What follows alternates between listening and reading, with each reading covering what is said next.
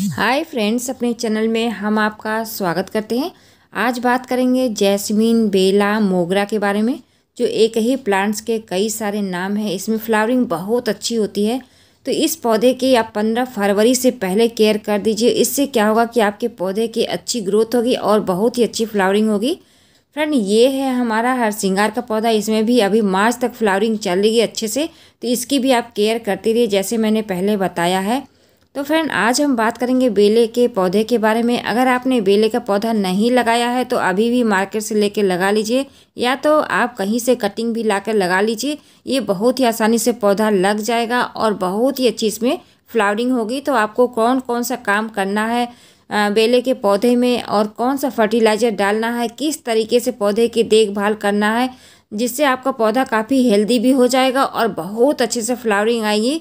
Friend, पौधे को घना करना बहुत ज़रूरी है। अगर पौधा घना होगा तभी आपके पौधे में ढेरों फूल आएंगे और ढेरों कलियां आएंगी। तो फ्रेंड, 15 फरवरी से पहले सारे काम जो करने हैं वो मैं आपको इसी वीडियो में दिखाऊंगी। अगर मेरी वीडियो में पहली बार आए हैं तो लाइक, सब्सक्राइब, शेयर जरूर करिएगा, ताकि आप भी बेले का पौधा अगर आप लगाए हैं तो उसकी केयर कर सकें। नहीं भी लगाए हैं तो आप इसको अभी लगा सकते हैं।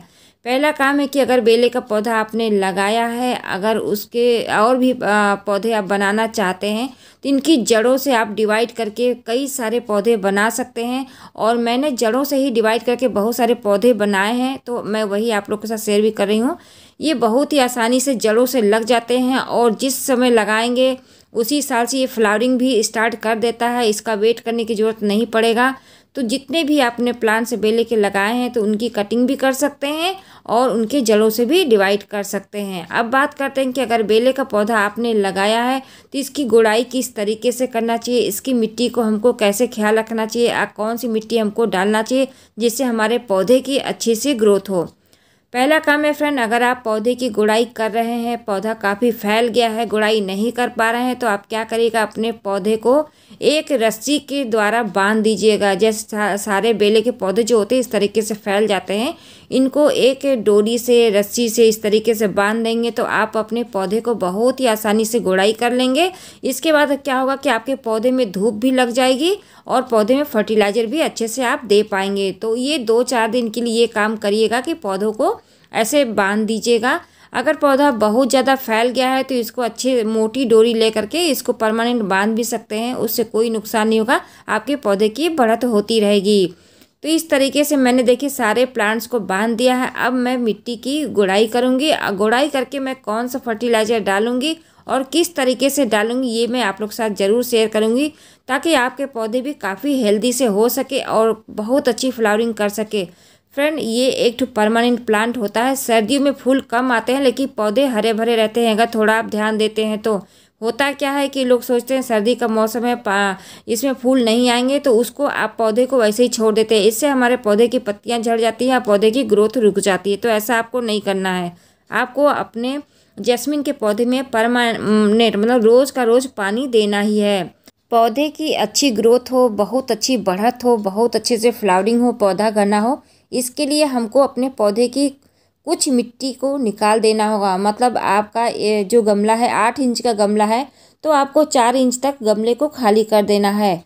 इस मिट्टी को निकाल करके धूप दिखाना है। आपको इस मिट्टी का यूज़ अपने पौधे में अभी तुरंत नहीं करना है और 1 दिन के लिए गुड़ाई करके अपने पौधों को भी इसी तरीके से छोड़ देना है। इससे क्या होगा कि आपके पौधे में धूप भी लग जाएगी, कोई फंगस भी नहीं पड़ेगा और जड़ों में भी बहुत अच्छे से धूप लग जाएगी। सर्दियों में कुछ जो ब्रांच पुरानी होती है वो कोई कोई सूख जाती है, कुछ कोई कोई इस तरीके से ड्राई हो जाती है।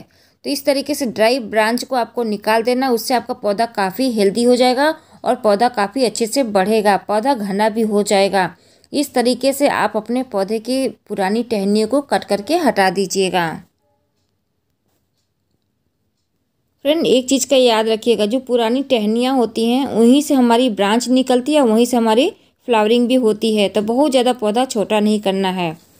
फ्रेंड, बात कर लेते हैं मिट्टी जो हमने निकाली है इसके बारे में। ये जो मिट्टी हमने निकाली है इसको हमको धूप में रखना है और धूप में दिखाई हुई मिट्टी को अपने पौधे में यूज करना है।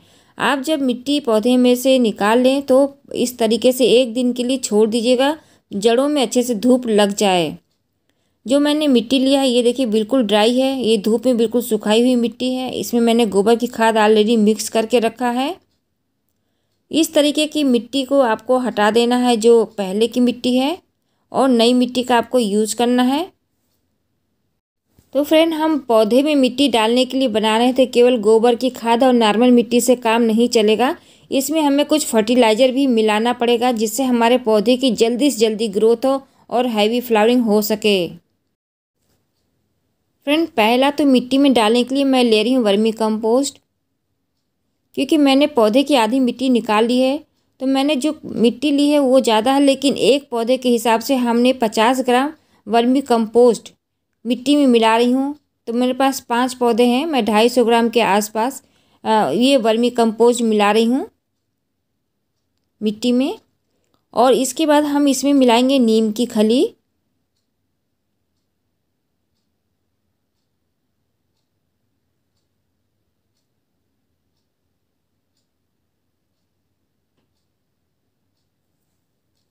नीम की खली हम 50 ग्राम ही मिला रहे हैं फ्रेंड। 5 पौधे हैं तो 10 ग्राम के हिसाब से ग्राम नीम की खली हम मिला रहे हैं इसमें। बस इसको मिट्टी में अच्छे से मिक्स कर लेंगे। तो मैंने 2 फर्टिलाइज़र डाला है। एक तो डाला वर्मी कंपोस्ट, जिसे जैविक खाद बोलते हैं, और एक तो नीम की खली डाली है। अब पौधे में अच्छे से हम गुड़ाई करके मिक्स कर देंगे इस मिट्टी को। चारों तरफ गमले के मिट्टी भर देंगे।